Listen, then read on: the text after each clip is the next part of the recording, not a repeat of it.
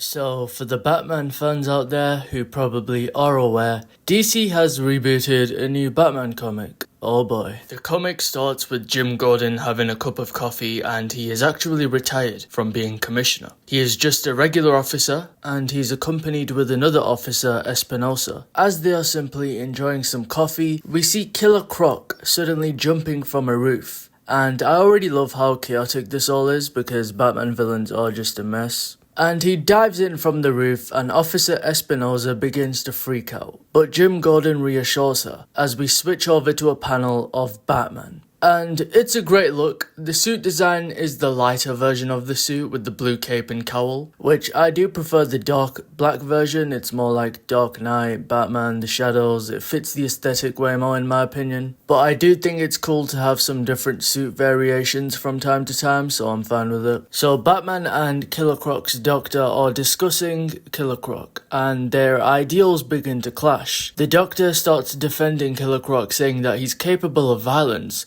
but he's also capable of great tenderness and curiosity. He's just afraid. We learn that Croc is actually regressing and becoming a baby-like monster. Then Batman says we're running out of time and that she should call the police to stall them because Batman is about to go to work. And this is very interesting. So Vandal Savage is actually the commissioner of the police department and he introduces tactical urban combat officers and explains to the police that they will help their everyday activities. Savage is looking to enforce this military department into the police in order to take control. Batman is driving in the Batmobile alongside Alfred, who asks where they are going, to which Batman responds, playing a hunch. The Batmobile detects that there's a situation in the park and we find two girls running away from a gang. And this is wild. Batman just straight up runs the gang over with the Batmobile. He takes them out and turns to the girls and says to them, these creeps have decided Robinson Park is their hunting ground. I disagree. We see that Batman is pretty down to earth in this reboot as he calmly approaches the girls. He apologizes as he couldn't get there sooner and asks if they need trauma and medical care. He then notices a butterfly on one of the girls' shoulders and mentions it's far, far away from home. He walks off and the girls ask if he's leaving them,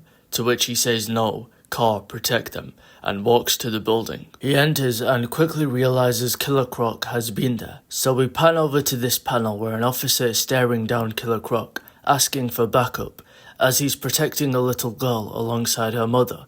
As the police officer is about to shoot, Batman spawns in from behind him and says, that's not a good idea. It won't work. Batman tells the police officer to get the civilians out of the way, as he mentions he's about to strike a little terror into the heart of Killer Croc. As Batman pulls out his gauntlets, Batman gets ready to fight Killer Croc, but stops as he realizes Croc is simply dismissing him. Alfred shows up and compares Croc to Bruce Wayne, saying that they are alike. He sits down with Killer Croc, takes off his mask, and simply talks to him. Then the doctors walk in and ask if Croc would welcome their help. Croc accepts and looks to Batman and asks, who will help you?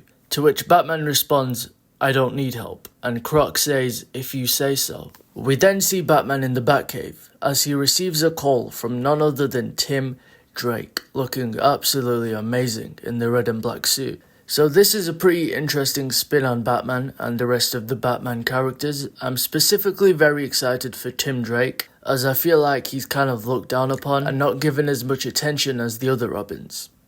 Let me know in the comments if you are going to be reading this run.